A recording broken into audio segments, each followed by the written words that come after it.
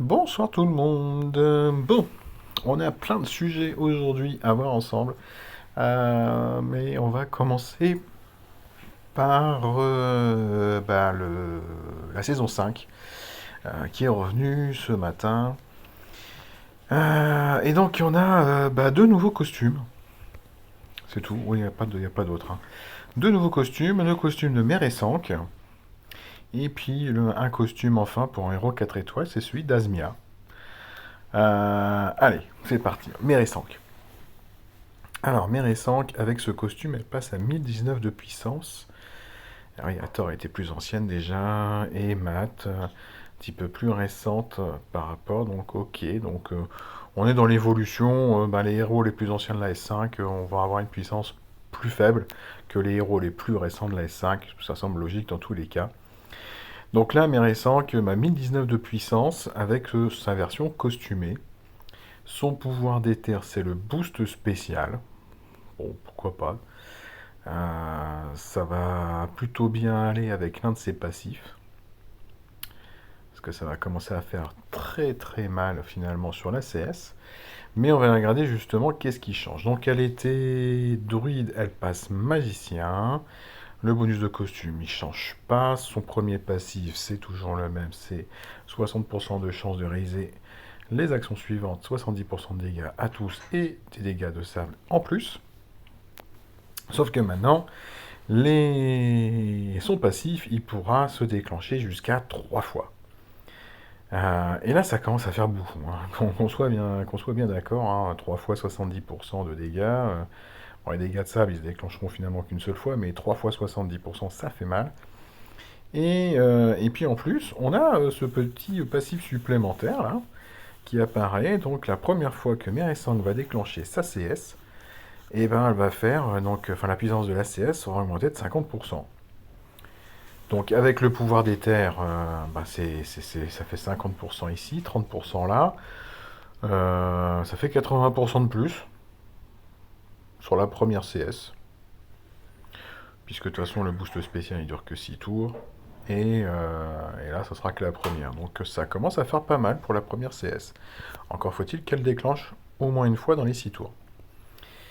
Bref, alors, Méressant, qu'elle voit ses statistiques passer à 964 d'attaque.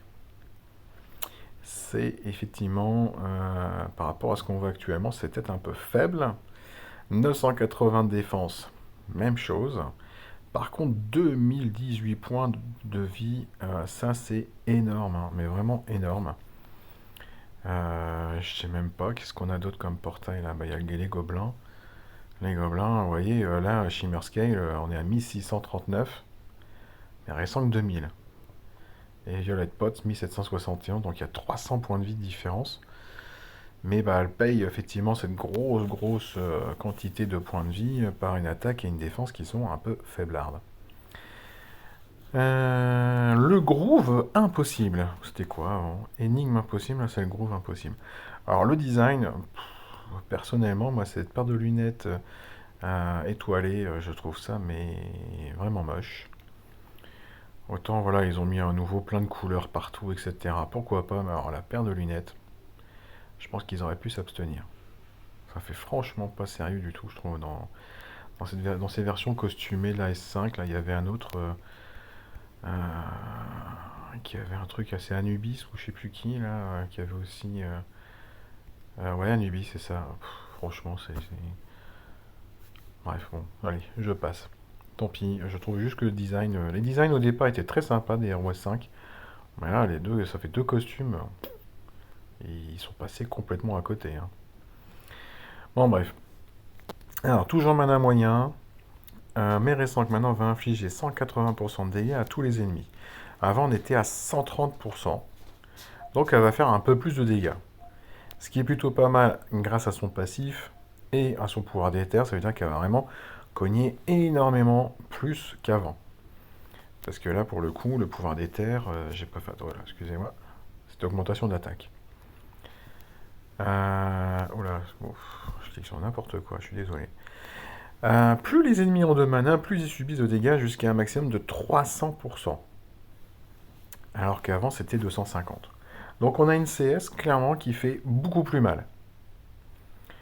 Moi je trouve ça pas dégueu du tout parce que, comme je vous dis, hein, avec le passif qui va augmenter les dégâts de la CS la première fois, plus le pouvoir d'éther, ça va effectivement aller jusqu'à 380 hein, éventuellement. Donc 260 minimum, 380 en moyen.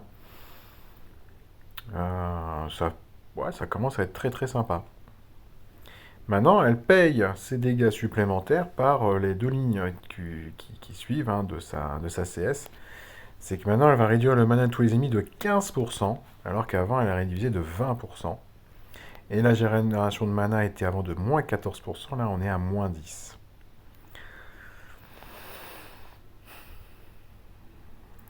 Donc là, très honnêtement, moi, cette deuxième partie de la CS, je trouve ça dommage. Je trouve ça dommage, ça fait quand même une grosse différence. 15% au lieu de 20%. Je sais que déjà 20%, c'était pas extraordinaire, parce que pour des héros, par exemple, en mana très rapide, c'est 6 tuiles, hein, c'est 6 tuiles si vous avez les bonnes troupes, hein. 20%, finalement, vous refaites un match derrière, et puis ça déclenche toujours. Donc 15%, ça déclenchera toujours. Il n'y a aucun problème. Vous refaites un match de tuiles juste après, ça redéclenche. Et la baisse de génération de mana de moins 10%, c'est pas énorme. C'est pas énorme. Bref, vous comprendrez en fait que je suis pas vraiment convaincu par ce costume. Je trouve que le fait qu'elle fasse plus de dégâts sur sa CS, ça va très bien avec le passif qu'ils lui ont installé et son pouvoir d'éther. Mais après, bah, je suis pas transcendé par les deux dernières lignes, 15% et moins 10%. Ça fait pas beaucoup. Bref, alors Mérissant que c'était déjà pas un héros que je trouvais exceptionnel sur la S5, hein, il y en a des vraiment bien meilleurs.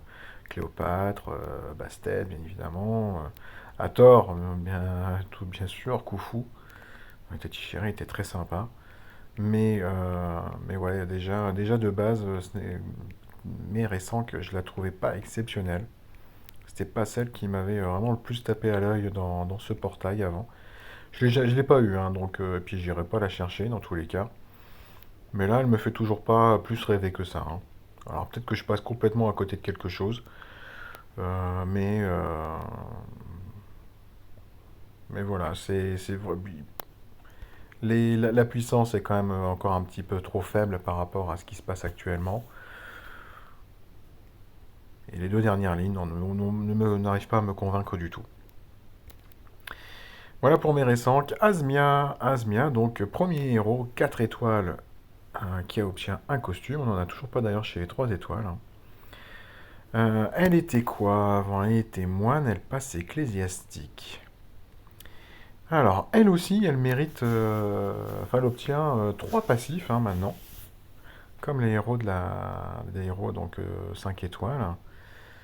Donc son premier passif, on le connaissait, ici c'était 60% de chance de booster la santé de 10% de tous les alliés et de purifier le dernier effet négatif purifiable. Mais maintenant, on sait que c'est 100% de chance de réussir à le faire. Alors ça c'est pas mal parce que comme c'est Asmia a fait un petit soin, bah maintenant en fait vous gagnez un petit soin de 10% et puis en plus vous avez le boost de santé de 10% qui apparaîtra forcément. Donc ça fait un potentiel de 20% de soins, ou 10% de soins et 10% de overheal si vous étiez déjà au maximum. Donc non, c'est pas mal du tout. Je pense quand même que j'aurais préféré que ça puisse le déclencher jusqu'à 3 fois. Parce que ça aurait permis, enfin si vous arriviez à le déclencher 3 fois, ça faisait 30% de points de vie en boost de santé. Ça fait quand même, ça commence à faire son effet, hein. Bon, bref, c'est pas comme ça. Et son deuxième passif, donc elle va récupérer 5% de santé lorsqu'elle va recevoir un bonus ou un cumul positif. Bon, ça reste que pour Asmia, mais c'est toujours ça de prix également. Oh là, excusez-moi. J'ai pas du tout appuyé où il fallait. Allez, tu es là, Asmia. Alors, Asmia. Oui, on a dit qu'elle était moine avant. Donc, son pouvoir d'éther 2, c'est la mur spéciale. Bon, pourquoi pas, c'est un héros extrêmement défensif, donc tu résisteras davantage pendant 6 tours, hein. Ouais, c'est 6 tours. Alors, ses stats, 634, 717, 1369, le bonus de costume, et là, non, là, franchement, non, moi, ça commence à me gonfler. Je suis désolé, mais je ne comprends pas que tous les héros S5, enfin, tous les héros 5 étoiles, chopent 5% de bonus de mana, et à chaque fois qu'on arrive sur un héros 4 étoiles ou 3 étoiles, bah, ils ont le droit à un truc ridicule de 1%. Mais pourquoi? Pourquoi? Sachant que quand on est dans un tournoi 4 étoiles ou un tournoi 3 étoiles, on n'a aucune troupe qui booste la génération de mana. On n'a que éventuellement des bonus de costume et c'est tout. C'est tout. Ou alors c'est les CS en fait ou un bonus de famille éventuel.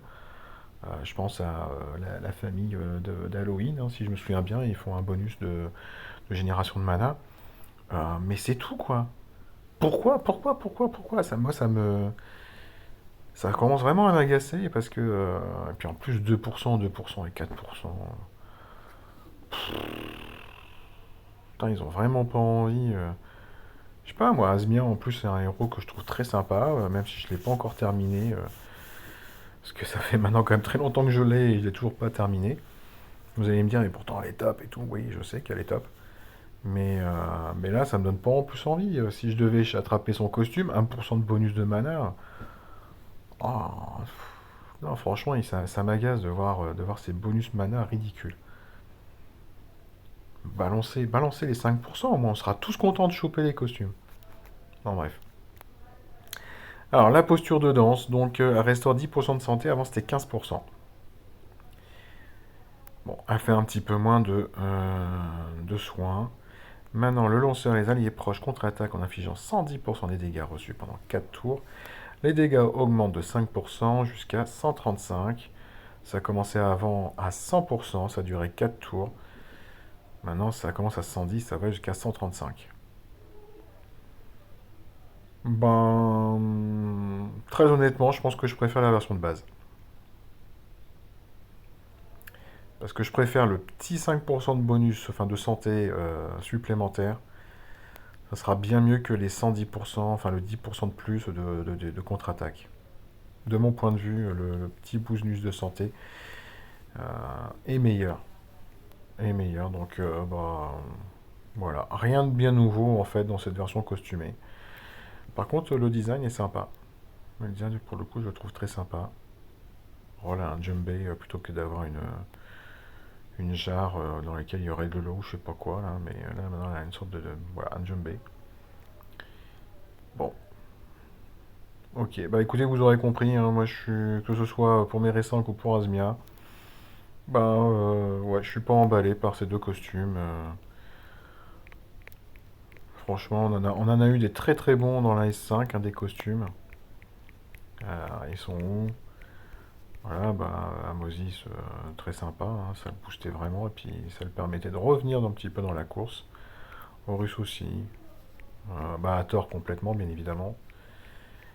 Cléopâtre, bien sûr. Mais là, Matt également. Mais là, je trouve que les deux, là, non, ils ne transcendent pas du tout. Bref, de toute façon, j'ai pas de pièces pour pouvoir aller invoquer dedans. Et je n'en aurai pas avant un bon moment, je pense, des pièces de la S5. Parce que je ne vois pas comment je pourrais en gagner d'autres maintenant. Allez, sur ce, je vais vous laisser. On se retrouve un petit peu plus tard pour parler donc du Soul Exchange. Je ferai comme la dernière fois, ça veut dire que je vais faire donc 3 vidéos différentes, une pour chaque ligne. Comme ça, chaque personne qui veut regarder en disant bah, moi j'ai 10 héros à échanger, bah, je regarde que cette vidéo-là. Ceux qui en ont 15, bah, ils pourront regarder la vidéo consacrée aux héros à 15 héros. Et puis ceux qui auraient 20 âmes éventuellement échangées pourront regarder que la ligne de 20. Allez, sur ce, je vous laisse, je vous souhaite une excellente soirée et on se retrouve très bientôt. Ciao, ciao!